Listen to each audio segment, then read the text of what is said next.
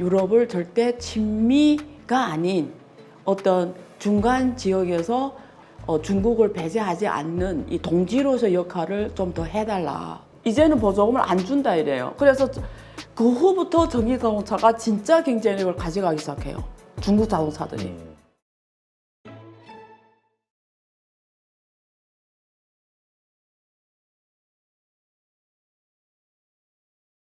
오늘 모신 분은 더 플로우 책의 저자시죠. 안유아 교수 모셨습니다. 안녕하세요. 네, 안녕하세요.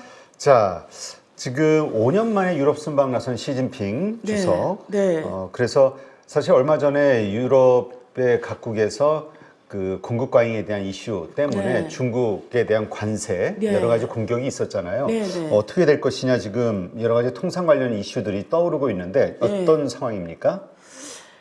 일단은 유럽 같은 경우에는 그 중국과의 무역 관계가 어떻게 되어 있냐면 적자가 한 2천억 달러 돼요. 그러니까 중국이 유럽한테는 수입 1위 국가예요. 중국에서 네. 제일 많이 수입해와. 근데 그게 갑자기 팍 늘어났는데 사실은 2012년부터 2022년 10년 데이터를 보면은 매년 한 30%씩 증가하다가 2021년 코로나 겪으면서 막 70% 넘게 증가하고 지금 6,500억 달러 되고 수입은 중국에서 수입은 한 2,500억 얼마 안 돼요. 수입은. 그러니까 대부분 적자예요. 한 4천억 정도 적다니까 사실은 중국에 대한 수입 의존도가 굉장히 높은 국가입니다. 근데 또 여기에 플러스 무슨 문제가 생겼냐면 이게 러시아하고 우크라이나 전쟁 때문에 이게 사실 러시아에서 주로 원자재를 수입하던 특히 천연가스, 석유를 러시아에서 수입해 오다가 지금 전쟁 때문에 어렵잖아요. 그러니까 원자재 가격이 폭등한 거죠, 유럽이. 그러면 이게 생산력이 계속 좋아서 해외 수출이 많이 돼가지고 돈을 많이 벌어야 되는데 또 상대적으로 자기네 잘하던 자동차 산업까지 전반적으로 경쟁력이 많이 떨어지거든요. 그래서 옛날에 그 나폴레옹이 그런 얘기 한 적이 있어요. 지금 중국이 잠자고 있는데 중국이 잠에서 깨는 순간 유럽은 그냥 끝났다 뭐 이런 얘기 한 적이 있는데 근데 독일 같은 경우에도 중국이 이렇게 빨리 성장해서 자기네 먹거리 자동차 산업까지 위협을 올 정도로 상상도 못한 거죠. 그러니까 지금 전반적으로 원래 그 어떤 성장 동력은 중국에 많이 따라잡힌 상황이고 대신에 중국에 대한 의존도는 점점 높아갔고 그리고 또 중국에 대한 수출 경쟁력은 점점 떨어지고 있고 네. 그러니까 전반적으로 지금 보면은 중국말로 그러니까 여러 면에서 도전을 많이 받는 거예요. 그러니까 지금 근데 여기에 또 플러스 미국이 뭐 인플레이션 감축법이니 뭐 무슨 법이 반도체 과학법이니 하면서 중국을 갖다가 글로벌 공급망에서 굉장히 견제하고 또 원래는 디커플링이다가 지금은 디리스킹이라는 단어를 쓰면서 중국을 어떤 견제하는 이 산업 견제 정책을 펴고 있잖아요. 그러니까 또 어떤 동맹 차원에서 유럽이라는 나라는 가치와 이념적으로는 중국하고 가야 되는데 경제적으로는 중국하고 같이 갈 수밖에 없죠. 이제 수출 수입면에서 다. 그러니까 그걸 대체할 국가는 아직 없는 거죠. 그런 면에서 지금 굉장히 사방오열이 된 거죠. 그러니까 여러 가지로 보면 도전이 많이 됐는데 그래서 이번에 그 이슈가 됐던 거는 중국이 지금 전 세계 자동차 생산 1위 국가, 전 세계 자동차 소비 1위 국가, 전 세계 자동차 1위 수출 국가 이렇게 됐는데 그 중에 가장 큰 원인이 수출 자동차 60%가 전기 자동차예요. 그렇죠. 예. 근데 유럽 차들보다 20% 가격이 싸거든요. 그러니까 유럽에 들어가니까 유럽뿐만 아니고 미국 시장 뭐 어디 들어가도 이 가격이면 중국을 이길 수 있는 데가 없죠. 그러니까 지금 유럽도 지금 조사를 벌리는 거죠. 이게 정부 조사 때문에 가격이 이렇게 낮은 거 아니냐. 그래서 또 만약에 그게 사실이라면 덤핑세를 때리고 지금 조사가 반년 넘게 이루어지고 있는데요. 그래서 지금 그런 상황입니다. 그래서 유럽도 뭐 미국처럼 우리가 CRMA라고 하잖아요. 그러니까 네. 유럽 버전의 그 핵심 원자재법이잖아요. 그러니까 이제 공급망에서 중국에 대한 의존도를 좀 줄여가면서 자기네 어떤 경쟁을 갖고 가려고 하는데 지금 쉽지 않아요. 그 원자재, 석유 등 가격 상승 때문에 인플레이션이 올라가지, 산업 생산은 떨어지지, 또 유럽 국가 내 영국은 이미 했고 내에서의 또 이해관계도 다르지. 막 여러 가지로 복잡한 상황이죠. 예. 네. 뭐 중국에서 그래서 뭐 공급 과잉에 대한 이슈 스스로 좀 자제하는 분위기도 좀 나오고 있다. 예. 뭐 이런 뉴스들이 나오긴 해요. 네. 그래서 지금 이번에 시진핑 유럽 방문이 세 개 국가잖아요. 네. 하나는 제1국 젊은 정학이 프랑스고 두 번째 세르지아하고 세 번째 헝가리인데 세르지아하고 세르지아요, 세르비아요, 세르비아죠. 세르비아. 예, 세르비아하고 헝가리 옛날에 사회주의 국가잖아요. 네. 전통 사회주의 국가고 그래서 지금 이번에 전략적 뭐 동반자 관계를 더 운명을 같이 하는 공동체다 이런 표현을 쓸 정도로 더 유럽에서의 자기 핵심 우분을 더 확보하는 거고 헝가리는 요즘에 중국 때문에 많이 좋아졌어요. 왜 좋아졌냐면 중국의 닝더스다, CATL 같은 기업들이 헝가리에 많이 투자를 했어요. 거기가 굉장히 유럽에서 제일 친중 성향이 강한 게 이 두 나라예요. 그러니까 중국 기업들이 가도 안전한 거죠, 굉장히. 그래서 그 헝가리가 원래 배터리에서 존재감이 없던 나라에서 지금 전 세계 배터리 공급에서의 허브 국가가 됐어요. 유럽에서 특히. 그러니까 굉장히 전략적으로 헝가리한테는 중국이 전략적으로 되게 중요한 나라죠. 그래서 가는 거고. 근데 사실은 본질적으로 보면 유럽 방문의 핵심은 프랑스입니다. 그래서 이번에 가서 마크롱 만났고, 올해 4월인가 마크롱이 왔잖아요. 중국에 와서 만났고, 그때 광주에 그 시진핑 아버지 시자주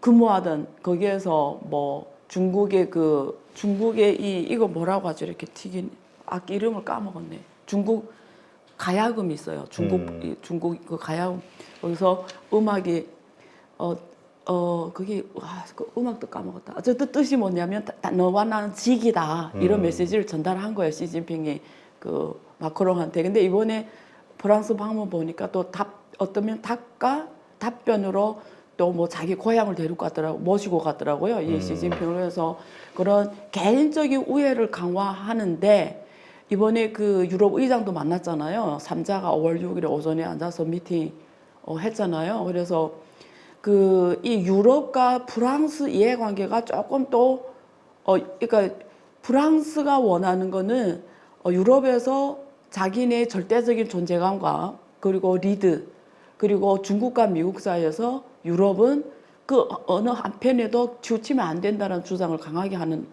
나라 중에 하나가 프랑스입니다. 그래서 프랑스가 그 마크롱이 4월 20 며칠 얘기한 거 들어도 유럽은 절대 미국의 뭐라고 했지? 미국의 희생품이 되어서는 안 된다. 그리고 미국에 절대 하자는 대로 따라가면 안 된다. 유럽은 독자적인 길을 가야 된다. 이런 표현을 계속 쓰거든요. 그래서 지금 이런 것 같아요. 유럽이 원하는 거는 중국이 이런 덤핑세를 때릴 정도로 이렇게 막 물건을 막 엄청 자기네 도저히 만들어낼 수 없는 가격을 갖고 막 들어오는 거에 대해서 마크롱은 좀 시진핑한테 좀 협조를 해달라. 좀 우리도 먹고 살아야 되지 않냐. 이런 스탠스고 대신에 대가는 사실 시진핑하고 그 마크롱이 만날 때마다 비행기를 많이 사줬어요. 거기 그 프랑스에. 근데 이번에는 그런 얘기는 없고 그러니까 둘이 주고받기가 있을 텐데 제 생각에는 그런 면에서 시진핑이 이러면 우리가 협조를 해줄 테니 대신에 유럽을 절대 친미가 아닌 어떤 중간 지역에서 오히려 중국 쪽에 좀 더 서서 글로벌 속에서 중국을 배제하지 않는 이 동지로서의 역할을 좀 더 해달라. 프랑스에 좀 그런 거죠. 그래서 너무 미국에 가깝게 가는 걸 좀 가지 말라. 유럽이 너무 미국하고 같이 하는 거 좀 하지 말고 좀 네가 유럽의 가장 중요한 국가 중에 하나니까 독일하고 유럽만 좀 마음을 굳히면 사실 유럽은 다 같이 가는 거니까 그래서 그런 면에서 좀 역할을 해달라. 좀 중국의 우호적인 자세를 좀 갖고 가는 국가로서 그런 면에서 서로 산업적으로 서로 조율을 좀 하자. 뭐 이런 스탠스인 것 같아요. 하여튼 그 발단이 됐던 거는 이제 중국의 전기차, 예. 공세, 그다음에 예. 뭐 태양광 관련한 맞아요. 네, 이 저가 신재생 에너지하고 그래서, 친환경. 네. 그래가지고 뭐 유럽의 관련 기업들이 거의 파산 지경에 있다 뭐 이런 이야기가 나올 정도였으니까 이게 그러니까 결국은 서로 입장 차만, 근데 이렇게 얘기 들어보면 서로 입장 차만 확인하는 거지 구체적인 어떤 해결책은 없는 것 같아. 그럼 결국은 맞아요. 관세가 올라갈 수밖에 없을 거고, 맞아요. 유럽에서는. 맞아요. 문제는 그럼에도 관세가 부과됨에도 불구하고 경쟁력을 가지게 될 것이냐, 중국산이. 예. 근데 지금 이번에 둘이 그 공동 성명, 옛날에 연합 성명이었는데 이번에는 뭐 급하게 한 것도 있고 그런 단에서 각자 자기 포인트만 발표했거든요. 그러면서 크게 뭐 기대했던 것처럼 막 서로 목표하는 바를 이룬 건 같지는 않아요. 근데 그건 있어요, 확실하게. 그 프랑스 마크롱은 이런 것 같아요. 제가 봤을 때 마크롱은 개인적으로는 시진핑하고 굉장히 돈독한 관계를 만들려고 하는 게 분명히 보였고, 개인적으로. 그러니까 어떤 대통령을 떠나서 개인적으로 이 사람 되게 젊은 사람이잖아요. 그러니까 자기가 은퇴하고도 지금 나이가 그 사람 50세인가 얼마 되게 젊죠, 나이가 엄청. 그러니까 네네. 지금 몇 년 안 남았잖아요, 대통령이. 끝나면 자기도 또 할 일이 있어야 되잖아요. 그런 면에서 중국하고 너무 나쁜 관계를 갖고 가는 걸 원하지 않는다는 건 보였어요. 대신에 유럽과 이해관계가 중국이, 그러니까 이제 말한 것처럼 이게 경쟁력이란 거는 온건히 시장에 맡겨야 되는 일인데, 온건히 시장 맡겨서는 중국 이길 수 없으니까 내내가 조금 이익을 포기하면서 좀 어떻게 해달라는데, 그게 사실상 현실적으로는 이해관계가 맞지 않죠. 그렇잖아요. 하나는 봐봐요. 그 지금 이번에 그 마크롱이 요구하는 거는 우크라이나하고 러시아 전쟁에서 중국이 좀 러시아에다 지원을 좀 줄여라. 이게 유럽의 태도거든요. 근데 중국은 그럴 수가 없는 거죠. 왜? 지금 러시아 이제 푸틴이 방문하잖아요, 중국을. 네. 근데 유일하게 지금 의지하는 게 중국밖에 없어요. 지금 의지할 수 있는 러시아가. 게. 예, 러시아 의지하게. 그러면 유럽은 도와주지 말라. 안 주는 게 지금 자기네 이해관계인데, 또 중국의 입장에서는 국제관계 질서 면에서 지금 국제관계가 막 새롭게 만들어지는 상황에서 중국은 또 자기 이익을 앞세워야 되니까 그런 면에서도 러시아를 또 전략적으로 도와줘야 되는 부분이 분명히 있거든요. 러시아가 망하면 또 안 된단 말이에요. 그러니까 그런 면에서 벌써 이해관계 다르니까 누가 누구한테 양도를 하는 순간 지는 거잖아요. 그러니까 안 돼. 이렇게 그게 벌써 첨예하게 다르고, 산업도 똑같아요. 그러니까 미국하고 유럽 똑같아요. 순수하게 시장에 맡기면 이제 안 되는 거예요. 솔직하게 말하면. 그렇잖아요. 우리가 세금을 떠나서 순수하게 시장에 맡기면 안 되는 거잖아요. 이제 지금 모두가 자국 기업 보호주의로 네. 가고 있으니까. 지금 웃기는 거는 옛날에는 제일 세계화, 글로벌화를 외친 거는 미국하고 유럽이었어요. 근데 지금은 가장 보호주의를 외치는 거는 미국과 유럽이고, 가장 세계화, 글로벌화, 개방을 외치는 거는 중국이에요. 결국 그게 산업 경쟁력 때문에 그렇거든요. 중국은 그렇죠. 이제는 수출하는 게 자신이 있으니까. 예, 이익이 남는 거니까. 근데 지금 덤비스를 때리더라도 중국이 그만큼 경쟁력을 확보할 수 있냐는 세금을 어느 만큼 때리냐에 따라 달라지는 거. 지금 한 20%예요. 싼 게. 그냥 세금을 지금 트럼프가 오면은 미국 같은 경우 60%를 때리겠다 그러잖아요. 관세. 트럼프가 오면 관세를 60% 때리겠다고 해서, 만약에 유럽이 만약에 트럼프식으로 문제 해결하면 그 누구도 그거 이겨낼 수 있는 사람은 없죠. 근데 지금 20%니까 20%보다 아래를 때리면 뭐 maybe. 근데 아니면 중국이 기술 개발 더 해가지고 더 싸게 만들든지. 왜냐면 지금 시오미가 또 자동차를 만들잖아요. 시오미는 역대 뭐 잘 아시겠지만 세상에 나간 무기가 뭐예요? 가성비잖아요. 얘네는. 그렇죠. 그러니까. 근데 이번에 나온 차 보니까 막 유튜브에 영상들 올라오는 거 보니까 뭐 사건 사고가 장난이 아닌 것 같은데. 근데 제 생각에는 그게 반드시 가야 되는 과정인 것 그럼에도 같아요. 불구하고. 걔네는 종래로 차를 만들어 본 적 없는 애들이잖아요. 자, 그렇다면 지금의 관계, 가장 근본적인 중국은 그 보조금, 이제 다 의심하는 게 이제 보조금 때문에 너네가 이런 가격 경쟁력이 생긴 거 아니냐, 기업단에서. 정부의 보조금을 지원을 줄여라. 네. 이거에 대한 요청은 받아들일 생각이 없는 건가요, 중국 정부는? 근데 그건 이래요. 솔직하게 말하면, 그러니까 제가 이런 얘기 하면, 제가 오히려 그 한국인 교수면 이런 말을 하면 훨씬 설득력이 있을 텐데, 제가 중국이란 이유로 제가 말한 것들이 듣는 사람들한테는 객관적으로 안 들릴 때 있어요. 그게 굉장히 저한테는 억울한 일인데, 팩트는 뭐냐면, 중국이 보조금을 2008년 사실은 2001년, 1년, 2년, 3년부터 시작을 해서 2010년 이후로 본격적으로 했어요. 네. 왜 그러냐면 중국이 전통 석유 자동차에서는 이길 수가 없는 거예요. 왜 그때 철저한 반성이 옵니다. 왜냐면 원래는 중국이 모든 자동차 시장이 있잖아요. 외국 차가 그냥 외제가 휩쓸었어요. 중국 내 자동차 시장은 그냥 말이 국내 시장이지 그냥 외제차가 와서 마음대로 해먹던 시장이에요.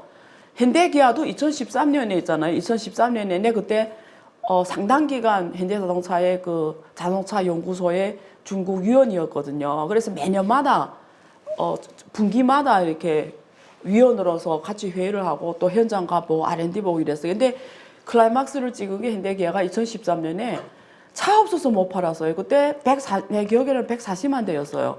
근데도 막 6개월씩 기다려. 차 없어서 못 팔았어요. 그러던 게 지금 어서는 뭐 50만 대도 못 팔아요. 지금 몇만 대 이렇게밖에 못 팔아요. 한 달에. 네. 근데 그게 왜 그렇게 됐냐면 중국이 있잖아요. 그때 2010년 그때 무슨 모두 현대도 북경 자동차하고 합작한 거거든요. 외자하고 합작을 했어요. 합작하면 중국이 생각 이랬지. 아, 합작하면 중국의 경쟁력이 올라가겠구나. 이렇게 생각한 거예요. 자동차 산업 경쟁. 근데 석유 자동차를 합작을 한 20년 넘게 해도 전혀 올라가지 않는 거예요. 경쟁력이. 결국 핵심 기술은 못 갖고 와요. 결국 엔진 기술이 핵심인데 뭐 20년 같이 해도 엔진 기술은 없고 국내 자동차는 아예 중국 버전이 중국 자동차는 아예 기회조차도 없고 아예 클 수 없고 국내 시장 다 외국 기업이 마음대로 해먹고 그래서 다른 길로 가자. 이 길은 아니다 해서 전기자동차를 전략적으로 선택합니다. 그래서 모든 자동차를 전기자동차 바꾸기 시작해요. 제일 먼저 버스나 뭐 이런 화물차 뭐 이런 거 시작을 하는데 근데 사실은 보조금을 시작을 해서 한 10년이 또 흘러요. 근데 한 10년 해보니까 무슨 일이 발생하냐면 보조금을 해먹겠다고 기업들이 경쟁력도 없으면서 짜고 쳐가지고 여기저기서 보조금을 타가는 거예요. 근데 경쟁력은 없는 거예요. 돈만 낭비하는 거예요. 그래서 중국 정부가 끊습니다. 보조금을.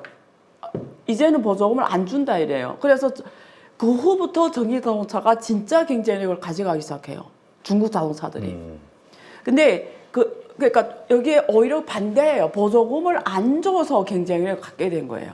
그러니까 지금 단계에서는 과거에는 보조금을 주면서 산업을 키우기 시작했지만 지금은 오히려 보조금 중단을 통한 자체 경쟁력을 통해서 살아남은 기업들이 성장하게. 왜 그러냐면 보조금 주니까 어중이 떠중이 다 같이 시장에 들어오니까 그 한정된 자원이 비싸게 팔릴 수밖에 없잖아요. 어중이 떠중이 다 존재하면서 하다 보니까. 근데 보조금을 딱 끄니까 다 죽는 거예요. 보조금 타먹던 애들. 그럼 어떻게 해요? 인재도 싸게 쓸 수 있고 자원도 싸게 쓸 수 있고 모든 걸 싸게 주부에 다 죽어버렸으니까 오히려 잘하는 애들만 남으니까 시장을 더 크게 확 갖고 갈 수가 있었고 두 번째는 가장 큰 공헌한 건 테슬라입니다. 테슬라가 중국에 2019년부터 완전 양산 시작했는데 테슬라는 이 생태계를 키우려고 오픈소스 기술을 다 공개해버렸어요. 그러니까 테슬라 들어오면서 조건이 뭐였냐면 얘네 모든 공급 적어도 50% 이상 중국에서 받아라는 게 부품 공급을 중국에서 해라는 게 조건이었어요. 그러니까 그게 중국의 전기자동차 생태계를 확 키우면서 사실은 중국 전기자동차가 글로벌 경쟁을 가져가게 됐죠. 그 얘기 하시니까 이 얼마 전에 그 중국 총리를 만나가지고 테슬라 그 FSD 자율주행 관련해서 이제 승인이 좀 떨어질 것처럼 분위기가 좀 만들어지고 있는데 지금 분위기는 어떻습니까? 실제 제일 중요한 건 데이터 안전이 보안, 데이터 왜냐면 그게 알고리즘이잖아요. 그럼 데이터에 써야 되잖아요. 그럼 중국 데이터를 걔네들이 본사를 갖고 다 써야 된다라는 건데 중국인들이 데이터, 중국 위치, 지리적 위치 모든 데이터가 다 갖고 가는 거잖아요. 그러니까 거기에 대한 안보 문제를 철저하게 중국 당국에 설득시키면 되는 거고 안 하면 안 되는 거예요. 근데 중국 정부는 좀 긍정적이에요. 대수를 해주려고 하는 게 있어요. 중국 정부는. 그런 얘기도 있어요. 아무래도 머스크가 트럼프 지지자다 보니까 트럼프 집권을 대비하는 거 아니냐, 좀 잘 보이기 위해서 이런 시각들도 있던데. 그건 어떤 얘기예요? 그건 어떤 얘기예요? 아니 그러니까 머스크를 이렇게 잘 해주면 머스크라는 하나의 그 트럼프로 가는 그 어떤 그 인맥이 하나 생기는 거 아니냐. 그런 이야기들도 있긴 해요. 그까지는 저는 몰라요. 모르고 저는 저는 그렇게 생각 안 드는 게 그 옛날 시진핑이 이런 얘기했어요. 시진핑이 질문을 많은 사람들이 했을 거 아니에요. 이렇게 말을 해요. 중미 관계는 좋아도 아주 좋아지지도 않고 나빠도 아주 나빠지지 않는다. 그 말은 트럼프 오든 바이든 오든 좋아봤자 거기고 나빠봤자 거기다 이런 뜻이거든요. 만약에 그렇게 시진핑 주석이 얘기한 걸 보면 그 정도로 뭐 전략적으로 머스크를 생각했냐? 뭐 모르겠어요. 그러니까 어쨌건 지금 중국 입장에서는 FSD 이 자율주행과 관련해서 네. 정책적으로 국내에 예. 그 자리 잡게 할 의욕이 있다는 건가요? 지금 긍정적입니다. 왜냐면 그 사실은 테슬라가 들어왔기 때문에 중국 전기자동차가 저렇게 세계적 경쟁을 갖게 됐거든요. 이걸 한번 경험했잖아요. 그럼 지금 제일 어려운 게 자율주행 자동차예요. 네. 이게 말이 쉽지 어려워요. 시간이 오래 걸리고요. 그러면 이런 제일 잘하는 애들이 와서 같이 경쟁하는 게 생태계를 키우고 세계적 경제를 키우는 가장 빠른 길이거든요. 그래서 굉장히 긍정적이에요. 근데 이 AI도 그렇고 네. 자율주행도 그렇고 이러한 것들이 결국은 자리를 잡게 되면 이 사람들의 일자리가 사라진다를 다 걱정하고 있잖아요. 맞습니다. 중국은 더 할 것 같은데. 더 하죠. 사실은 근데 그거는 있어요. 일단 AI를 빼고 얘기할게요. AI를 생각하지 않고 지금 현 상황을 얘기하면 중국의 인구 정책이 정말 중요한 정책인데 너무 근데 어떻게 보면 이해는 돼요. 또 그때는 그럴 수밖에 없었던 것 같아요. 너무 후진 국가에서 인구가 너무 많다 보니까 인구 제한 정책 할 수밖에 없었는데 지금 돌이켜 보니까 이 부작용이 너무 커요. 무슨 말이냐면 지금 애기 한 명밖에 없다 보니까 저도 한 명이잖아요. 그러면 이게 할머니, 부모, 결혼해도 양쪽 부모까지 하면 어른이 8명에서 젊은 부부 한 명이잖아요. 그러니까 이게 그래도 우리 제 세대가 중국 세대에서 가장 잘 사는 세대예요. 돈이 가장 많은 네. 세대. 그러니까 우리 자식은 부모들이 다 잘 산다고 보면 돼요. 그리고 제 부모는 또 완전한 사회주의 국가에 살아서 죽을 때까지 월급이 나와요. 제 부모. 저는 아니에요. 저는 우리 때까지는 시장 경제로 큰 세대예요. 네. 시장 경제가 팍 크면서 우리는 잘 살게 됐지만 우리 부모들은 사회주의 국가에서 평생 나오는 연금이 이런 차이인데 그러다 보니까 돈이 많다라는 거죠. 그러니까 얘네한테 돈이 그냥 우리 애 같은 경우에는 사실은 그냥 하나님이 준 자산이 그냥 있는 거예요. 그렇잖아요. 그래서 양쪽 부모와 할머니부터 다 그거 다 혼자 하잖아요. 그럼 양쪽 결혼하면 양쪽이 그렇다는 거 아니에요. 그러니까 뭐가 없냐면 치열함이 없어요. 그게 어려운 일을 정말 안 해요. 그래서 지금 이미 제가 지난번 여기서 말씀드렸는지 모르겠는데 중국 돼지 공장 있잖아요. 네. 돼지 사육 공장. 얘는 다 사람 키웠잖아. 네. 농촌에서 사람 키우잖아. 사람이 농촌애들도 똑같다는 거예요. 그 지금 젊은 애들이 다 싫어한다. 예, 안 하는 힘들고 거죠. 더러운 일을 안 이런 거 한다. 안 하니까 돼지 공장 다 내 로봇으로 키운다 했잖아요. 돼지를 로봇으로 키운다고요. 그러니까 무슨 말이냐면 중국 근데 그게 질문하신 대로 로봇까지 들어와 버리면 이게 사실은 지식 수준 차이는 있기 때문에 모든 사람이 이렇게 머리 쓰는 일을 할 수 없고 화이트 칼라 할 수 없는 거잖아요. 지금 로봇이 화이트 칼라까지 대체하는데 그럼 이 사람 중국도 인구 규모가 큰 상황에서 이 사람들 뭘 먹고 살게 하겠냐? 결국 서비스업이죠. 사람을 상대로 한 서비스업. 그것도 상당 부분 일본 같은 경우는 기계가 대체하고 있는데 결국 서비스업인데 중국은 서비스업이 굉장히 생산력이 낮아요. 이렇게 되게 수준이 낮죠. 네. 그런 면에서 과연 고속 성장을 하려면 이 인구 구조로 가능한가 이런 질문이 나오죠. 그러니까 지금 거기도 이제 우리가 보통 소위 중진국의 함정이라고 하잖아요. 예. 선진국으로 뻗어나가기 위한 $10,000 시대에서 부닥치게 되는 직면하는 문제들. 예. 그게 상당히 성장 동력을 이대로는 예. 잃어버리는 거 아니냐에 대한 걱정들을 많이 하는 것 같더라고요. 그렇죠. 왜냐하면 지금 이미 중국 초고령화 사회에 들어갔어요. 우리가 13% 인구 중에 13%가 60세 이상이면 다 초고령화 사회인데 이미 초고령화 사회거든요. 그러면 고령화 사회의 가장 큰 문제는 뭐냐면 그거예요. 일단 소비를 안 한다. 우리 다 지금 늙었잖아요, 이미. 솔직히 소비를 안 하게 되지 않잖아요, 젊을 때보다. 소비를 지금도 많이 해요. 저는 젊은 것 같습니다. 알았어요. 저는 소비를 덜 해요. 그러니까 소비에서 별로 재미를 안 느껴요. 근데 젊었을 때는 느껴요. 옷도 막 열 몇 개 사고 막 있는데 지금 그런 게 아무 힘이 없으니까 소비를 덜 한다. 고령화. 그러면 네가 나 생산자냐? 아니라는 거죠. 생산력이 떨어진다는 거죠. 젊은 애들에 비해서. 근데 소비는 젊은 애들이 많이 하고 생산 효율성도 젊은 애들이 높은데 지금 인구 구조가 65세 이상이 주요 인구 비중으로 가버리며 생산과 소비가 생산성 효율성이 떨어지고 소비는 소비대로 안 하고 이러면 경제가 돌아가려면 공급과 이게 소비가 균형을 맞추면서 가져야 되는데 지금 인구 구조로 이걸 갖고 가기에는 굉장히 큰 이게 안 맞는 문제가 이미 터지기 시작한 거죠. 네, 그렇군요. 예. 하여튼 그 고령화 사회에서 그 부양해야 되는 예. 그 어떤 부양비도 인구들의 그러니까 이거 재정 부담도 엄청 크죠. 왜냐면 제가 71년생인데 제 친구들 중에 이미 은퇴한 친구들이 있어요. 아, 그래요? 이 친구는 이미 그거 받아요.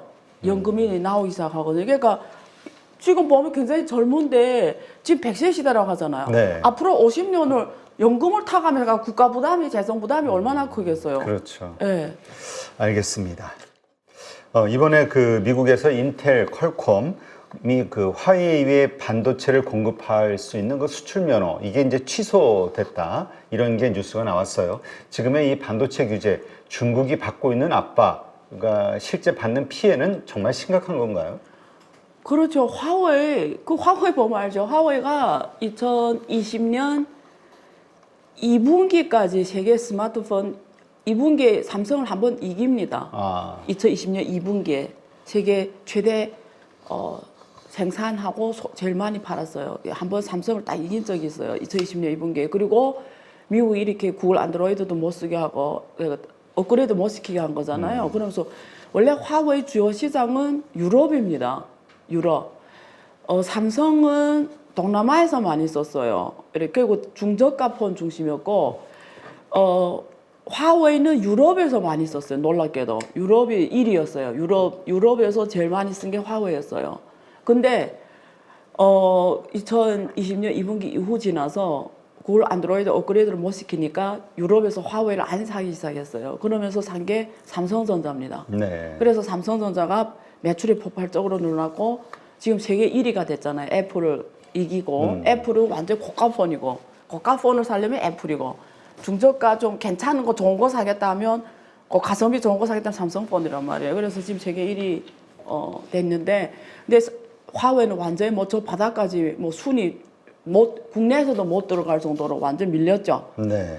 그러다가 몇 년 고생했죠. 2019년 지금 한 3, 4년 고생했죠. 고생하면서 막 적자까지 갔다가 그래서 막 그 런정페가 화웨이가 어서는 뭐 별의별 거 다 했어요. 생존을 해야 되니까 기업이 무너지면 안 되니까 그래서 막 돼지도 키운다 뭐 아까 AI를 키운다고 했잖아요. 네네. 그래서 화웨이가 이제가 돼지를 키워야 된다 막 다 하고 검토하고 막 그 정도까지 했어요. 그러다가 지금 다시 돌아왔죠. 지금 제가 지난주에 그 중국에 출장 갔다 왔거든요. 네네. 호난 창샤를 갔다 왔는데 거기 명동 같은 데 있어요. 거기서 그 광장에 엄청 큰 이 LED가 있는데 이 화면 TV가 있는데 거기서 그 메타버스 3D 구현을 해요. 막 진짜 막 그 동물이 막 공룡이 진짜 나오는 것처럼 막 이런 3D 구현을 한단 말이에요. 네. 이래. 근데 거기 보면은 증강현실 뭐 이런 게 있잖아요. 그런 거 하는데 거기에 그 장사가 거기 꼭 가야 된다라는 게 여행지예요. 근데 가면 정말 장관이에요. 그래서 저도 갔는데 거기 보면 이 화웨이 프로 70 이게 최지 핸드폰인데 그게 완전 정면으로 광고를 때려요. 그래서 중국에서 1위 됐어요 이번에. 화웨이 스마트폰 다시 1위 1170만 대가 팔려 1위가 됐고요. 애플은 밀려서 4위인가 5위로 떨어졌어요. 매출이 이번에 상당히 떨어졌다고. 예, 천만 대 팔아서 떨어졌고요. 그리고 이제는 중국에서 1위 했고 이미 다시 돌아왔죠. 그다음에 지금 유럽을 나갑니다. 지금 이미 유럽 진출을 했어요. 근데 거기다 쓴 게 지금 구글 그 안드로이드 그걸 왜냐면 유럽은 그걸 안 쓰면 안 사니까. 그렇죠. 왜냐면 지금 미국이 화웨이를 때리면서 그걸 못 쓰게 하니까 자체 소프트웨어를 개발했어요. 홍멍이라고. 그걸 개발했어요. 구글 안드로이드 안 써도 돼요. 자체 그 소프트웨어를 개발해서 그 시스템에서 돌아가는데 거기에서 작동하는 어플이 많지 않은 거예요. 근데 중국은 워낙 인구가 12억이 스마트폰 쓰니까 중국 개발업체들은 중국 사람들이 쓰는 화웨이 홍멍 시스템이 돌아가는 걸 앱을 많이 개발했어요. 안드로이드 없어도 돼요. 거기 가면은 중국에서 돌아가는 앱이 생태계가 잘 돼 있는데 유럽은 다르다라는 거지. 그렇지. 누가 외국계가 이 화웨이 홍명 기반의 애플을 개발하겠어요. 수지가 안 맞는데. 그러니까 적어서 할 수 없이 이번에 그 구글 안드로이드 옛날 버전을 탑재해서 하는데 어쨌든 지금 목표가 세계 시장에서 또 다시 1위를 찾아가는 거예요, 화웨이가. 근데 핵심은 이 소프트웨어 문제를 어떻게 해결하는 건데 거기에 지금 쓰인 게 지금 노트북에 쓰인 게 인텔의 칩을 썼다는 거 아니에요. 네. 그리고 퀄컴 것도 썼고 그러니까 지금 이게 웬일이냐 막 난리 난 거죠. 미국의 하원, 상원, 국회의원들이 난리 난 거죠. 미국 상무가 매국노 아니냐 막 이러면서 막 엄청 욕을 들었다 먹은 거죠. 상무부가. 그래서 상무부가 급격하게 발표했죠. 인텔과 퀄컴의 중국 수출 라이센스를 즉시 거기다 사실 밝히지는 않아요. 거기다 인텔, 퀄컴은 밝히지는 않았어요. 그냥 중국의 수출 기업들이 매너를 취소한다고 발표하면서 실제는 그게 인텔과 퀄컴이거든요. 그래서 이제 누구도 수출 못하게 지금 그러는 거죠. 그러니까 요즘 그 인텔이 네. 그 파운드리 쪽에서도 그렇고 상당히 미국의 어떤 지원에 힘입어서 예. 막 성장하려고 노력하면서 엄청난 투자를 하는데 오히려 이거 되게 불안하게 보는 분들이 많더라고. 자기 본 사업에서 자꾸 맞아요. 어려운 일들이 생기니까. 그 주가가 떨어졌잖아요. 퀄컴하고 인텔 다 주가가 떨어졌는데, 근데 저는 그러니까 저는 앉아서 이런 생각해요. 이게 결국 누가 손실일까? 결국 왜냐면 미국의 그 큰 기업들 있잖아요. 인텔이나 퀄컴, 이런 AMD 이런 기업들이 있잖아요. 얘네 다 옛날에 중국에서 중국 시장 의존도가 50% 넘던 애들이에요. 그럼 그거를 못하게 하면 정부 보조금으로 해결이 안 돼요. 이거는 아무리 인텔을 미국이 거국적으로 도와준다 해도 거국적으로 도와준다해도 안 돼요. 이거는 지속 불가능한 거예요. 이거는. 그러니까 나는 내래 얘네들은 미국 애들이 제정신인가 이 생각 들 때가 있어요. 결국 그게 자국 기업의 경제력을 죽이는 일이거든요. 과합의 어떤 못하게 하려다가 미래를 놓치는 게 되는데 뭐 하여튼 뭐 패권 전쟁이 더 중요하다라고 여기니까 이러한 것들이 뭐 쉽게 정리가 될 것 같지는 않은데, 근데 문제는 이러한 어떤 조치들에 의해서 다시 또 반도체 공급이 중단이 됐을 때 그럼 화웨이는 다시 또 꼬꾸라질 것이냐, 혹은 그거에 대응하는 대비책들이 중국에서 만들어져 있느냐. 그건 꼭 확실하게 말씀드린 거는 절대 꼬꾸라지지가 않아요. 왜 그러냐면 우리가 역사를 보면, 경제 역사를 보면 있잖아요. 어떤 특정인의 힘으로 어떤 시대의 발전을 꼬꾸라들 수는 없어요. 난 그거는 그렇게 봐요. 근데 일본 예를 많이 들어요. 이런 말을 하면. 그렇잖아요. 일본 봐라. 플라자 합의 이후에 뭐 반도체 포함해 섬유, 반도체, 전자산업 모든 게 지금 다 이렇게 왔잖아요. 그러면 미국이 맘만 먹고 밟고 싶으면 밟았던 시대가 있었잖아요. 그 시대는 옛날 시대라는 거지. 이미 그때는 중국도 잠자고 있었고 인도도 잠자고 있었고 많은 나라들이 잠자는 시대에 그 몇 개 나라들이 깨나가지고 쟤네끼리 치고받던 시대하고 지금은 전 세계가 다 깨어났다라는 거예요. 근데 이 말은 무슨 뜻이냐면 이 세계는 미국 혼자 있는 게 아니라는 거예요. 이미 유엔에 등록돼 200개 넘는 나라가 있는데 결국 이게 지금 요 단계는 정확하게 어떤 단계냐면 국제 질서가 새롭게 만들어지는 단계예요. 그러니까 춘추 전국 시대라고 보면 돼. 여기 좀 센 놈이 옛날 진나라가 있어. 좀 센 놈이 있어. 근데 이제 막 그 손나라처럼 이런 막 뜨는 나라들이 있어. 예를 들면 이런 나라들이 있잖아요. 이렇게 제 나라 이렇게. 그러면 이럴 때는 이 중간 지대에는 애들 누가 전략적으로 잘 쓰냐에 따라서 한순간에 힘이 이쪽에 왔다 저쪽에 왔다 그 시절로 돌아갔다라는 거죠. 그러니까 예를 들면 인도하고 베트남도 친미 정책을 펼치잖아요. 네. 그러면서도 친중 정책을 펼쳐요. 얘네는 왔다 갔다 하면 해요. 그러니까 무슨 말이냐면 제3지대가 꼭 미국 편에 든다란 보장은 없어요. 그러면 누가 나한테 돈을 많이 줘? 나는 거기 갈 거야. 이런 식이잖아요, 지금. 그리고 프랑스 같은 나라들도 옛날에 패권 국가로 있던 나라이기 때문에 저는 독일 설주도 몇 번 갔어요, 중국을. 지금 시진핑이 3년임 한 다음에 몇 번 갔거든요. 지난번에 또 갔다 왔단 말이에요.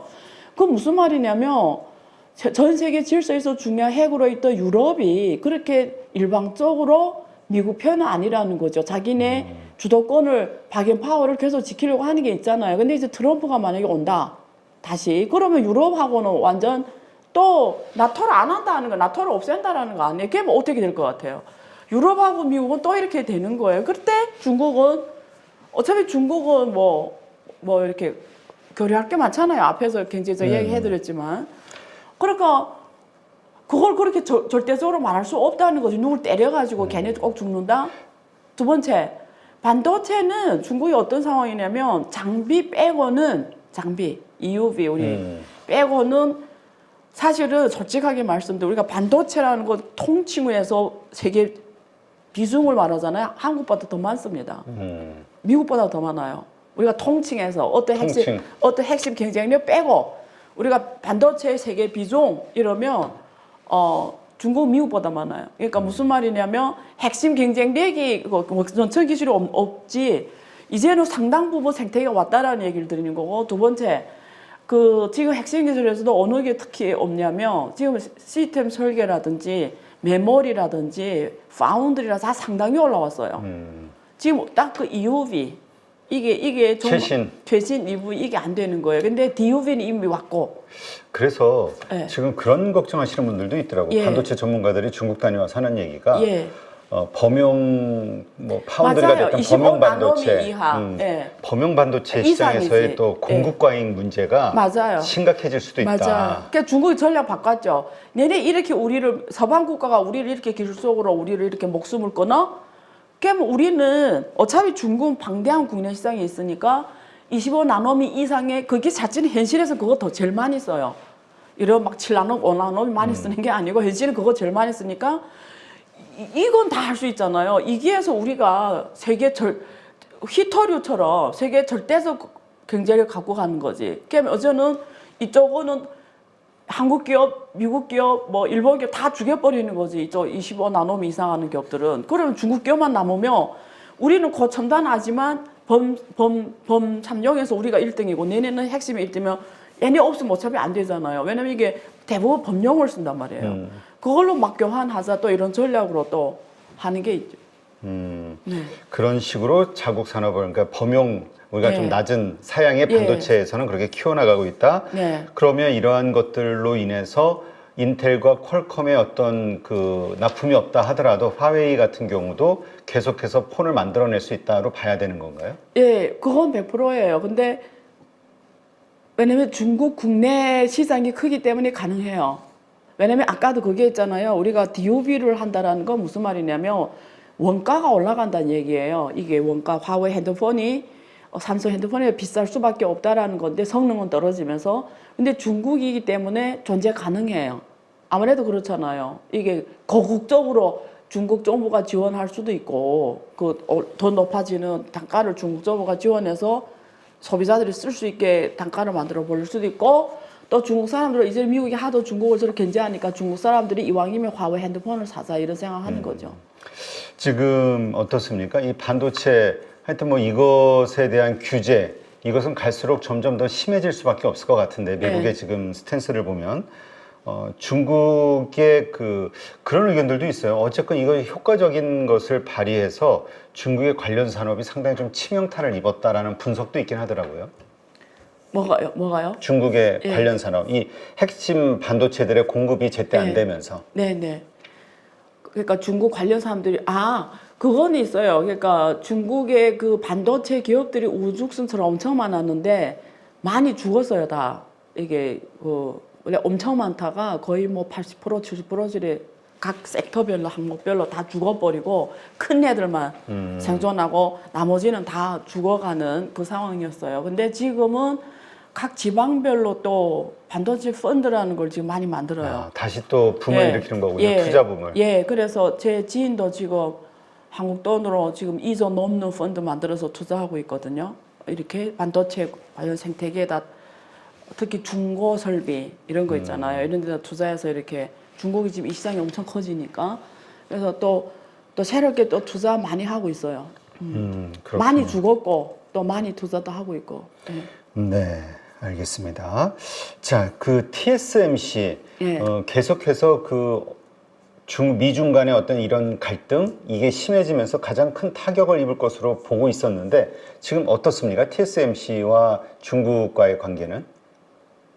저는 TSMC는 그 미국 때문에 사실 중국 시장에서 이제는 점점 하기 힘들어져요. 근데 그 부분을 중국의 SMIC가 많이 메꾸고 있어요.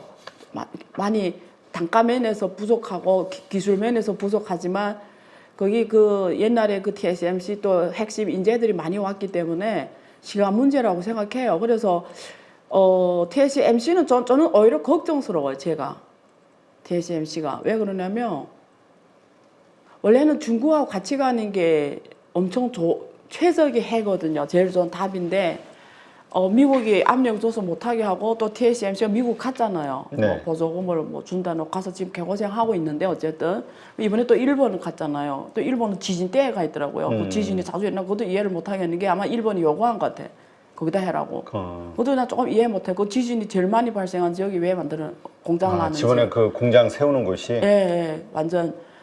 그거 알면서 했을 텐데 왜 하지? 뭐 전략적으로 뭐가 있겠죠 어쨌든. 근데 일본, 지금 미국 이렇게 친서방 노선을 가는데 인텔하고 퀄컴처럼 TSMC의 가장 큰 원래 시장이 중국이었는데 다행히 미국 설계하는 대기업들 다 TSMC의 고첨단 제조를 주면서 어쨌든 지금 가는데 미래 성장은 이게 반도체가 반도 산업이 어떤 특징이냐면 글로벌 생태계가 가장 넓은 산업이에요. 근데 지금 글로벌 생태계가 가장 높은데 여기서 한 축이 이렇게 견제 때문에 이렇게 없어지면 이게 이쪽이 같이 그러니까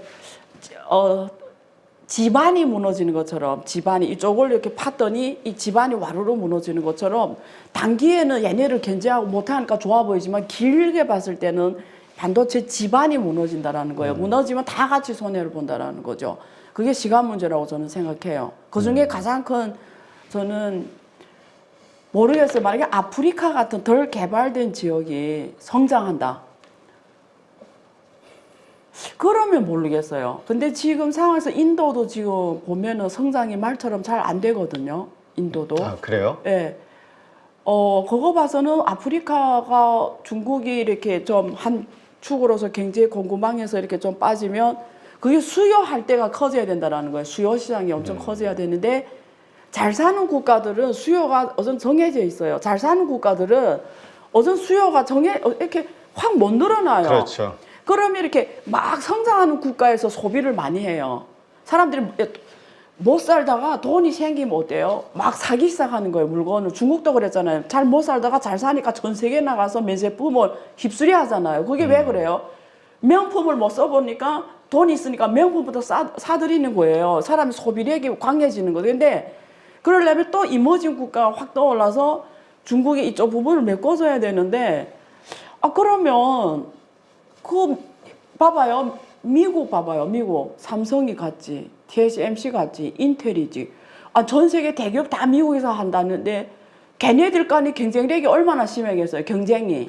그러니까 지금 경쟁이 얼마나 심해요. 그거 어디다 팔지? 그러니까 지금 만들고 있는 공장들이 완성되는 2025, 26년. 그렇죠. 26, 27 이렇게 본격. 27년. 예. 이때서부터 예. 엄청난 공급 과잉의 예. 어떤 쓰나미가 오는 거 아니냐라는 그렇죠. 걱정을 하시는 분들도 있어요. 아니 나는 100%라고 생각해. 그리고 더 웃기는 거 옛날에 하나의 생태계로 이렇게 전 세계가 하나의 생태계로 해서 미사라는 거 하고 여기는 메모리하고 저기는 파운드리하고 여기는 뭐 칩하고 여기 이렇게 나눠서 했는데 지금 또 자국 보호주의로 갔잖아요. 뭐 경제 안보라고 하면서 우리나라에서 다 해야 된다고 그러잖아요. 그게 뭐 일본도 지금 생태계를 다 갖고 가겠다고 지금 하고 있잖아요.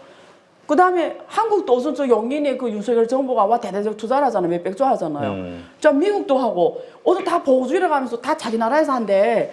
걔는 이게 뭐 기필코 공급 과잉이에요. 걔는 소비는 어디서 누가 하냐 이거지 그걸. 공급자는 많아졌는데 보호주의로 가면 이게 뭐 아니 어떻게 생각하세요? 네? 어떻게 생각하세요? 나 궁금해서 진짜 나는 아니 그러니까 지금 그래서 그러니까 우리 그냥 객관적으로 생각해 보자니까요. 그 시나리오 상으로 예. 여러 이야기들이 있어요. 우리가 예. 이제 좀 그러니까 우리 한담 삼아서 하는 이야기 중에는 중국도 마찬가지지. 지금 범용 반도체 관련해서 지금 엄청난 생산 시설을 예. 갖추고 있고 이것이 어느 순간 생기는 문제들로 인해서 각자가 너무 힘들어질 때 그때 다시 이제 글로벌화에 대한 또 다시 재개하러 간다. 그때 그럴 수밖에 없다. 그때 살아남을 수 있는 기업들이 뭐 누구냐. 그때 다시 한번 치킨 게임. 예. 그때 어떤 일들이 발생할 것이냐에 대해서 되게 좀 두려운 마음을 갖는 분들도 있기는 해요. 더 놀라운 거는 이런 것들이 다 정부 보조금으로 일어난다는 거. 그 천문학도 돈 찍어서 보조를 주는 거잖아요, 미국이. 그게 어디 다 보조를 지금 하고 있잖아요. 이게 시장 활동이 아니라고요. 시장 수요나 시장 공급이 아니라 정부가 그렇게 하면 안 되는데 시장 원리대로하면 서로 죽는 길인데 정부가 돈을 줘가지고 이거는 뭐 중국도 마찬가지고 뭐 한국도 그렇고 자국 산업을 보호하기 위해서 지금 이게 완전 열풍처럼 몰아붙이니까 아니 그러니까 그러니까 글로벌 경쟁력이 없음에도 불구하고 예. 우리가 소위 그 경쟁력이 약한 예. 보조금에 의해서 유지가 되는 기업들이 자꾸 늘어난다는 얘기니까 네. 이것이 글로벌리 확 터지는 그 시점 그게 언제가 될 것이냐 그리고 어떤 일이 그때는 발생할 세계 것이냐 뭐 간단한 세계 이제 멸망이죠 뭐. 네, 하여튼 여러 가지 시나리오를 네. 생각 안 할 수가 없어요. 지금 당장은 뭐 당면한 문제가 아니긴 한데 그래요. 어려운 문제입니다. 네. 이런 상황에서 그래도 그 어쨌든 지금 당장은 미국의 그 모든 생산 시설들이 구축이 되는 과정에서 GDP가 올라가고 경제가 좋아지는 현상들은 그래서 그것이 결국 킹달러, 달러, 강달러 현상을 불러일으키고 이러한 것들이 일으키고 있는 게 현상이긴 한데 이것이 또 가져올 킹달러, 이것이 가져올 그 부작용들은 결국 실흥국들이 받을 수밖에 없는 거 아니냐라는 또 시각도 있기는 하죠. 그거 혹시 보셨어요? 그 워린 버핏 주주총회. 아니요, 못 봤습니다. 그 워린 버핏 주주총회 재밌는데 그 유튜브 찾으면 나와요. 그 재밌는데 거기서 이 워린 버핏 그런 질문 받은 거예요. 어떤 질문 받았냐면 미국이 계속 그 적자 재정을 한다. 그래서 지금 거의 평균 90일에서 100일에 한 번씩 1조 달러씩 늘어난단 말이에요. 미국 부채가 지금 거의 뭐 34.5조 달러 되고 이제 뭐 연말이 되면 뭐 36조 되고 내년이면 이게 천문학적으로 계속 늘어가고 또 국회에서 또 이렇게 상한선 정했는데 이 계속 어차피 법 봐줄 수밖에 없으니까 계속 올라가면서 그래서 언젠가는 미국 국채 아무도 안 사고 그러면 어떻게 되냐 이렇게 물어봐요 워린 버핏한테. 아무도 안 사는 날이 올 것 같다. 미국이 이렇게 신뢰를 잃어서 이런 질문 받으니까 워린 버핏 하는 말이가 그때면 그런 날이 올 것 같으냐 어떻게 생각하냐 그러니까 솔직하게 자기도 답을 모르겠다. 워린 버핏은 난 모르겠다 답을. 근데 코앞엔 이제 현재 코앞은 그런 일이 없다. 이유는 대체할 게 없기 때문이다. 달러를 대체할 게 없다. 그래서 지금 사실 킹달러 지금 유지되는 이유가 원래는 금리 인하를 한다고 했는데 지금 안 했을 뿐만 아니라 지금 뭐 가장 지금 확률이 좀 큰 게 대선이 끝나고 뭐 한 차례 인하 있거나 혹은 뭐 사람마다 보는 게 좀 다르겠지만 어쨌든 그런 정도로 지금 인하 가능성이 많이 줄어들었잖아요. 네. 근데 아니 지금 생각해봐요. 우리가 그냥 우리 보통 사람으로서 얘기 나눠보자고요. 지금 한국 어디 가서 예금하면 지금 5.5% 주는 데 있어요? 예금 이자율이? 없죠. 없잖아요. 근데 저거는 달러면서 단기채. 그러니까 워렌 버핏의 돈이 전부 거기 들어요. 채권에 있잖아요. 지금 현금으로 단기채권. 갖고 있잖아요. 5%씩 받으면서. 네, 그래서 또 질문 받았어요 이번에. 현금을 지금 한 1,780억 달러인데 2분기 끝에 한 2천억 달러로 늘어나는데 그 왜 현금 그럼 많이 갖고 있냐 이러니까 투자할 곳이 없다. 지금 현금으로 갖고 있는 게 가장 좋다. 근데 그 사람은 그렇게 말을 했지만 지금 본질은 뭐냐면 아니 2천억 달러 5.5%라고 생각해봐요 얼마가. 괜찮은 거죠. 예. 사실은 우리가 안정적으로 5.5% 벌어도 엄청 좋은 수익률이에요 사실은. 근데 그 달러다 심지어. 그래서 자기는 주로 미국밖에 안 하겠다 지금 그런단 말이에요. 그러니까 지금 요구점이 우리가 모든 돈을 다 바꿔가지고 달러 사가지고 달러 예금만 해놔도 제일 좋게 10년 20년 더 좋아요. 예금 기간이. 그럼 내가 그냥 매년 이게 또 복리로 올라가잖아요. 이게 복리로. 그러면 난 그냥 그것도 달러예요. 또 아무 걱정 없는 거지. 이게 사실 현실적으로 말이 안 맞아요. 이게 솔직히 그렇지. 안 맞거든요. 어쨌든 이게 인위적으로 만들어 나가고 있는 상황이니까. 네. 근데 그래서 미래를 보면 불투명하고 말이 안 맞다면 돌아갈 수가 없잖아 이 경제가. 근데 그렇다고 내가 다른 대안이 있어? 없지. 없는 거예요. 그냥 금이지 그냥. 근데 금은 이자가 안 나와요. 그러니까. 이자. 그게 제일 나쁜 게 이자가 안 나온다는 거. 근데 이런 상황에서 이제 미국이 금리 인하를 하기 시작했을 때 어떤 일이 생길 것이냐.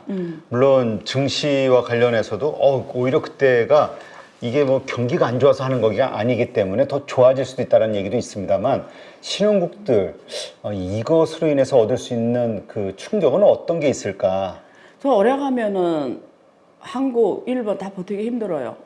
수출에 의존한 나라들. 저 지금 불안해요. 왜냐면 한국 지난번에 KBS인가 거기서 삼성전자 잃어버린 10년 그 다큐멘터리 했거든요. 네. 10년 동안 성장이 없었다는 거 아니에요. 그리고 지금 올레드 같은 거는 이미 중국이 이제 하반기면 다 저는 저가요. 삼성전자. 지금 시장 점유율이 계속 떨어지고 있거든요. 원래 독점이었어요. 올레드.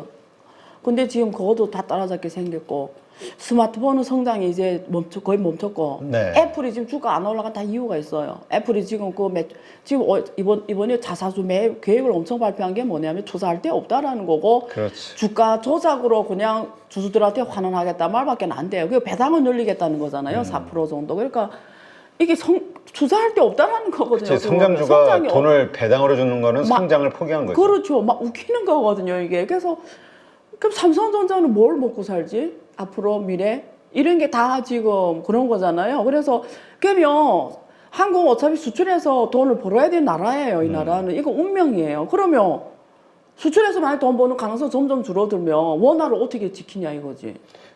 사실 지금의 환율을 어떻게 지켜요? 지금의 강달러 상황이 수출 기업들에게는 좋은 상황일 수도 있죠. 돈을 더 환차익이 커지니까. 아니 그러니까 단기는 그렇죠. 그리고 저 달러는 지금 긴 달러가 유지되면서 이제는 다 달러로 갈 수밖에 없죠. 단기는. 나도 지금 유튜브 주로 달러로 받아요, 원화로 받아요. 달러로 받죠. 처음부터 그랬어요? 예. 원래 그랬어요. 정말 잘 생각했네. 나는 원화로 받았는데 지금 달러로 고쳤어요. 나 달러를 하려고. 앞으로 원화로 이제는 안 쓰려고. 무슨 말이냐면 이거는 쓸 수가 없어요. 이 불안을. 그러니까 무슨 말이냐면 한국 지금 엄청 이게 오래 가게 되면 일단 한국 은행들이 문제가 생겨버려요. 왜? 부동산 대출 때문에. 유동성이 떨어지잖아요. 그러면 금리 때문에. 예, 금리도 낮고 그리고 유동성이 떨어지고 지난번에 어젠가 그저께 내 뉴스 봤는데 새말군거 벌써 하나 어제도 이렇게 작살이 날 수밖에 없어요. 그리고 이게 오래 가면 더 힘들어져요. 그러니까 일본도 지금 웃기는 게 환율이 계속 떨어지고 좀 굴욕적으로 떨어지고 있잖아요. 일본도. 그렇죠. 그러니까 지금 아시아 나라도 베트남도 그렇고 지금 이게 킹달러가 계속 가면은 근데 이게 미국이 원하는 그림이니까 어차피 그러니까 봐야죠. 근데 이제 금리 인하를 하게 됐을 때 네. 예를 들어서 2번이 됐든 그러면 이제 오히려 그게 이렇게 이 신흥국들에게 숨통이 돌리는 그런 기회가 되는 건가? 아니면 오히려 그때가 또 어떤 위기의 순간이 될 수도 있는 건가? 일단 금리를 인하하면 이게 신흥국과 미국과의 금리 격차는 줄어드니까 시그널상으로 봤을 때는 숨통이 좀 트이는 거죠.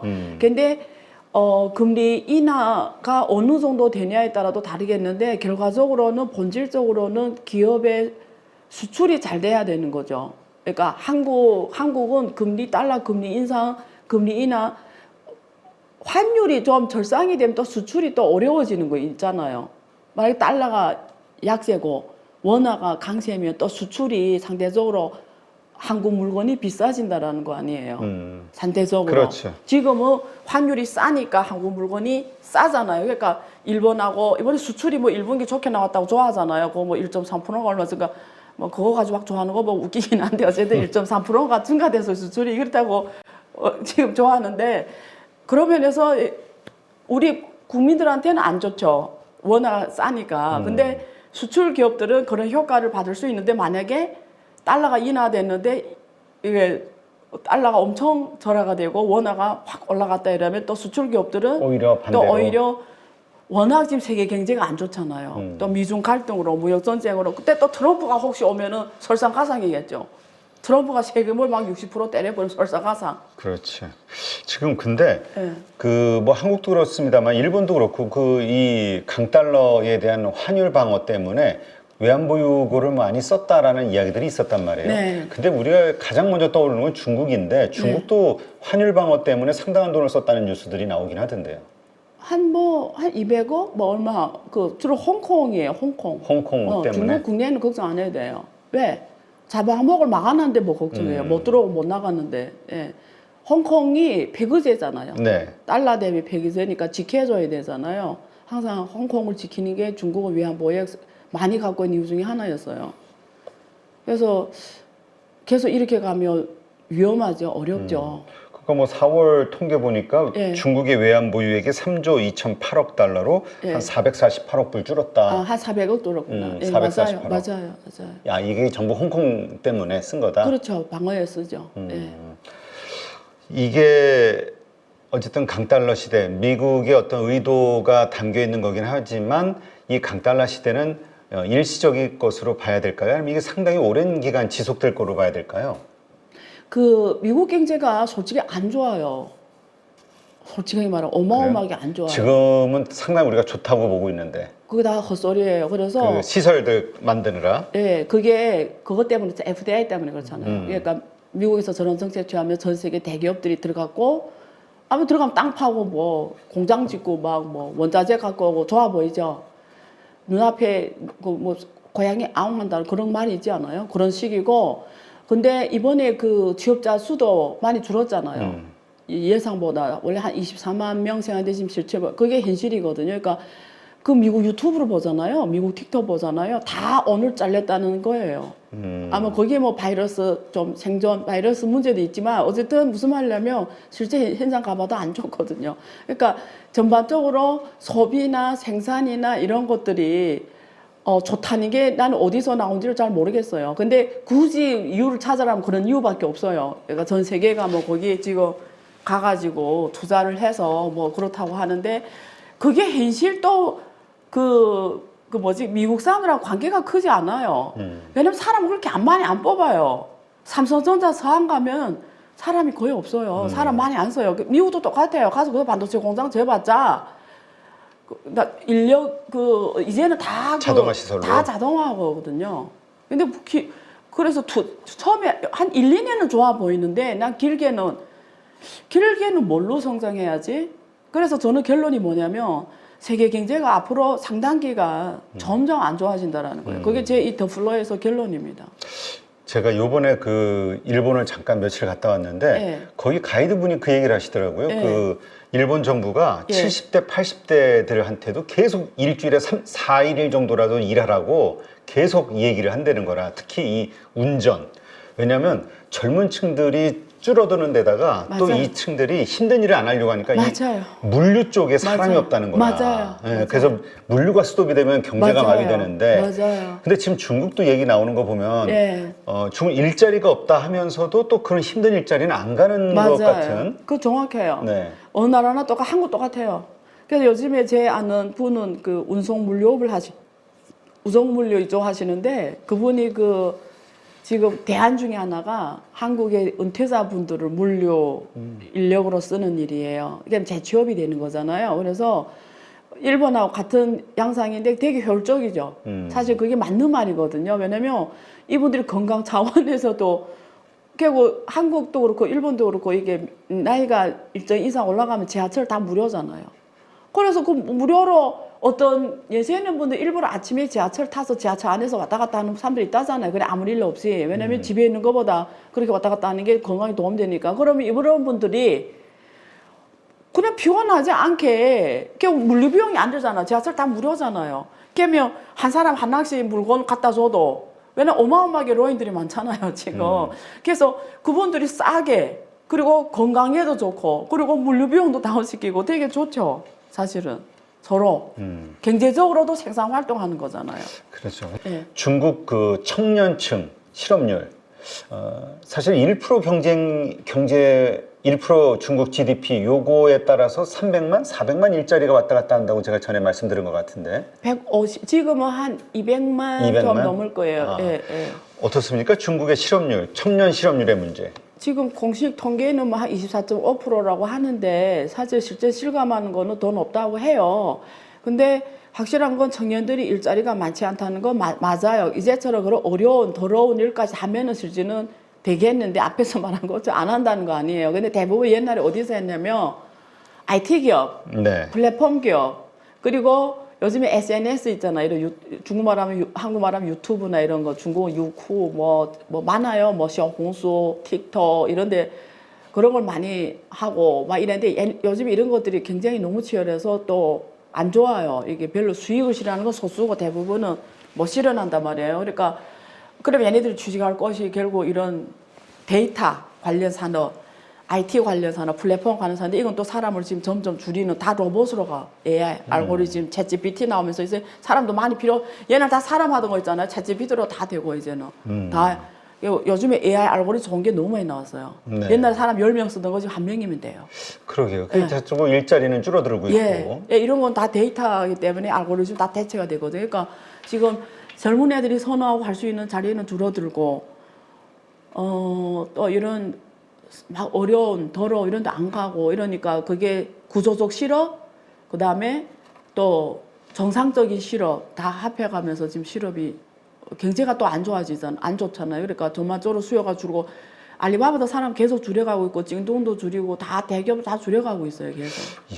우리가 사실 이번에 예. 쿠팡 실적을 보면서 예. 그 알리와 테무 때문에 적자가 다시 뭐 예. 7분기 만에 적자가 발생이 됐다 이런 게 좀 맞아요. 화제가 되고 있는데 맞아요. 이게 결국 중국의 제조 경쟁력이라는 건 그 저임금에서 나오는 건데 예. 이렇게 되면은 경쟁력이 사라지는 거 아닌가요? 사실은 놀라운 걸 말씀드릴게요. 테무 있잖아요. 테무가 한국 시장하고 일본 시장을, 그러니까 중국은 세계 시장을 나눌 때 어떻게 나누냐면 세계 시장 나눌 때 유럽, 북미, 그리고 한국 시장 이렇게 안 말해요.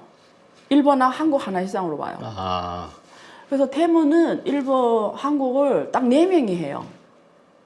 놀라운 그래요? 일이죠. 예, 딱 4명이 해요. 그게 무슨 말이에요? 4명이 한다는 그 게? 정도로 사람 필요 없다라는 거예요. 그 이쪽 시장을 담당하는 그 사람이 딱 4명밖에 없어요. 오피스 스텝이 예, 딱 4명밖에 없어요. 다 AI로 해요. 아, 다 그래요? 데이터로 해요. MD도 다 로봇이에요. 물건을 이렇게 맞춰주고. 그럼 우리 저 소규모 소상공인인데 예. 임수열 대표가 뭘 샀잖아요. 그러면 한번 비협을 했잖아요. 소비자 협의. 그러면 거기서 바로 추적이 들어가요. 데이터가. 그게 다 알고리즘이에요. 그 맞는 제품 모든 거 편성해 주잖아요. 그 MD라고 하죠. 다 로봇이에요. 그래서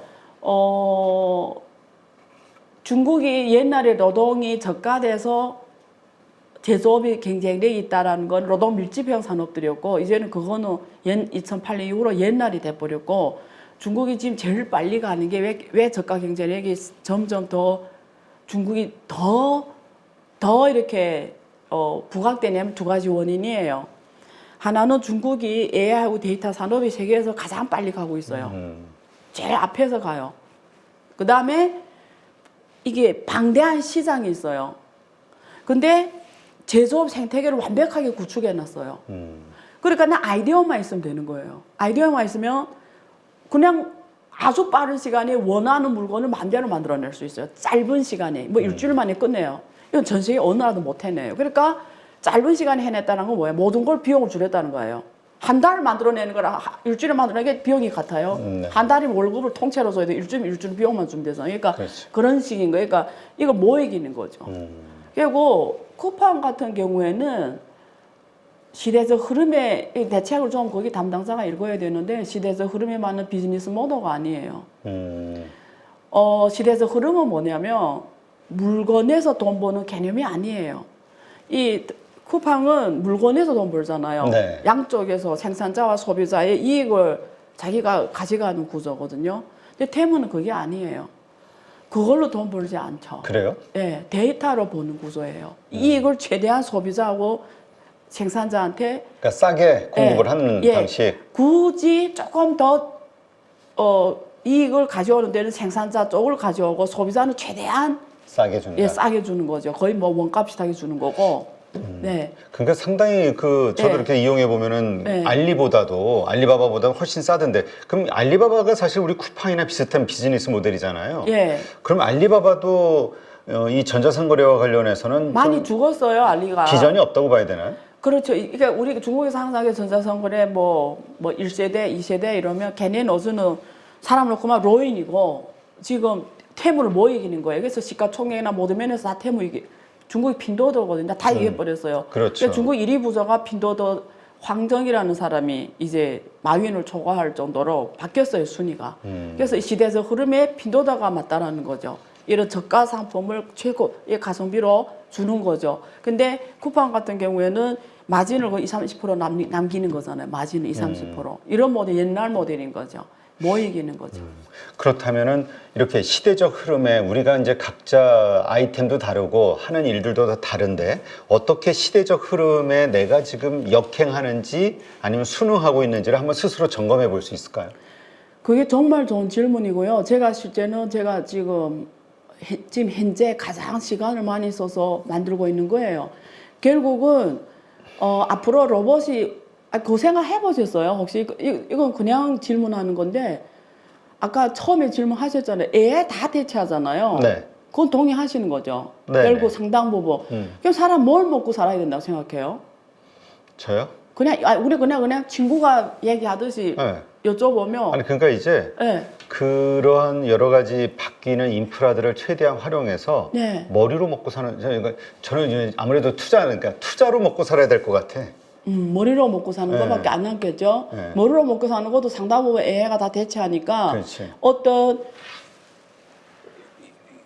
그 표현을 내가 한국어로 정확히 못 찾겠는데 뜻이 뭐냐면 키워드가 융합이에요. 융합. 그러니까 융합도 너무 일반적인 단어 돼서 어떻게 보면 우리가 앞으로 어떻게 살아야 프로젝트 매니저로 살아가야 돼요. 그러니까 어떤 걸 흐름을 딱 보고 여기 자원, 여기 자원, 여기 자원 설계 내가 하고 여기 이렇게 탁탁 붙여가지고 이런 머리가 있는 사람만 먹고 살 수가 있는 거예요, 앞으로. 거기에 핵심이 데이터예요. 나의 데이터. 그러니까 내가 남들이 없는 데이터를 갖고 있어야 돼요. 근데 그 데이터를 저는 표현을 어떻게 쓰냐면 동족이라고 표현해요. 앞으로 내가 나의 동족을 찾아야만 내가 생존이 가능해요. 예를 들면 중국의 쇼홍수라는 플랫폼이 있어요. 틱톡이 되게 난리 난 거 아시죠? 지금 미국이 죽이려고 하잖아, 네네. 틱톡을. 그게 다 이유가 있거든요. 그 틱톡이라는 게 이렇게 주로 쇼츠폼으로 승부하는 플랫폼인데, 그 미국 여자애가 거기서 틱톡 해가지고 구독자가 3천만 명이 넘는데 걔가 매출이 236억이 아니에요. 와. 혼자 걸어다니는 중소기업이죠. 여자애. 예. 그게 무슨 말이냐면 얘가 얘는 그냥 만약에 틱톡이라는 게 없고 이런 플랫폼이 없어, 얘는 그냥 평범한 애예요. 어디 가서 236억 매출을 만들어요? 얘가 어디 가서 얘가 공장 가서 출근해 만들어요? 뭐 기업을 창업해서 하루 아침에 그렇게 어떻게 만들어요? 말이 안 되잖아요. 근데 얘가 거기서 자기 컨셉으로 자기 생각으로 만들어낸 것들이 그걸 좋아하는 사람들 3천만 명 모아놨다는 거 아니에요. 그 3천만 명이 이 사람이 동족인 거예요. 얘 컨셉으로, 생각으로 만든 작품인데 그걸 좋아해준 사람 3천만 명 있다는 거는 이 사람이 동족이 3천만 명을 데려왔다라는 거 아니에요. 그게 지금 236억이라는 가치를 만들어낸 거 아니에요. 결국 이런 거예요. 그래서 어떤 컨셉을 만들어내는 거, 어떤 설계를 하는 거, 어떤 새로운 아이디어를 부여하는 거, 어떤 새로운 스토리를 만들어내는 거, 이게 경쟁력이라는 거예요, 앞으로는. 여기에 초점이 맞춰져 있어야 된다는 거고, 앞으로 기업들이 경쟁력을 가지려면, 특히 쿠팡 같은 이런 플랫폼 경쟁력을 가지려면 앞으로는 개인 경제가 극대화하는 시대가 온다는 거지. 그러면 이런 개인 경제가 극대화할 수 있도록 플랫폼을 변해야 된다는 거예요. 플랫폼이 기능이 이런 개인 경제가 극대화, 개인들이 자기 동족을 찾아갈 수 있도록 최대한 플랫폼 생태계를 주는 애들만 미래가 남는다라는 거죠. 이제 그 물건을 만들어 가지고 여기다 20% 붙여서 판다? 이거는 너무나도 옛날 이런 시대 아니라는 거예요, 지금. 그래서 어떻게 하냐면 여러분 생각해 이렇게 하는 거죠. 앞으로 공장이 어떻게 기업이 어떻게 변해. 예를 들면 내가 안유하는 사람이 3천만 명이 있어요. 나의 동족이. 네. 그러면 내가 알잖아, 이 사람들을. 그냥 이 개념을 여기다 녹여내는 거죠. 여기 어떤 내가 예를 들면 내가 이런 펜 하나 설계해요. 그냥 나의 컨셉을 여기다 싣는 거죠. 그 다음에 내 공장에 주는 거죠. 공장은 이 컨셉에 따라 생산해서 나한테 주면 되는 거예요, 그냥. 그러니까 개념이 변해버린 거예요. 변해버린 거죠. 우리가 그래서 그 중에 제가 말하는 게 카바는 다 안 되지만 한국에서 C2M이라는 개념을 써요. C2M, C라는 게 커스터머이거든요. M이라는 게 매니팩처링, 제조거든요. 그러니까 소비자에서 제조로 간다는 얘기인데 옛날에는 제조하고 마지에 붙여서 파는 개념이었다면 이제는 소비자에서 그게 온다는 거죠. 컨셉이. 스토리가 오고 그 다음에 공장은 그러니까 중간이 없어지는 거예요. 중간이 없어지는 거죠. 그런 개념으로 세상이 이제 왔고 앞으로 거기에 플러스 더해서 데이터가 업혀지면서 거기에서 새로운 스토리를 만들어낼 수 있고 설계자로서 기능을 할 수 있는 사람만 생존하고 그래서 제가 마이 데이터, 메타 데이터 어쨌든 그런 개념을 쓰는데 나의 동족 데이터로 가진 사람만 생존하고 그게 제가 지금 설계하는 제 비즈니스 구조예요. 예. 알겠습니다. 요거는 좀 예. 화두가 깊숙해가지고 예, 한번 맞아요. 나중에 좀 심층 토론이 예. 좀 필요할 것 같아요. 네, 네. 네. 요 한번 다음에 예. 또 한번 이야기 나누도록 하시죠. 네. 어쨌건 어제 살듯이 오늘도 살고 오늘 살듯이 내일도 산다면 네. 이게 더 이상 미래가 없다. 네. 예. 뭔가 지금 변해야 또 내일 기대를 할 수 있는 건데 이게 네. 참 쉽지가 않아서 그럼에도 이제 생존의 문제니까 네, 노력을 해야 될 것 같습니다. 고민을 하고. 네, 이제까지 안유아 교수님과 함께 했고요. 좋은 인사이트 고맙습니다. 네, 감사합니다.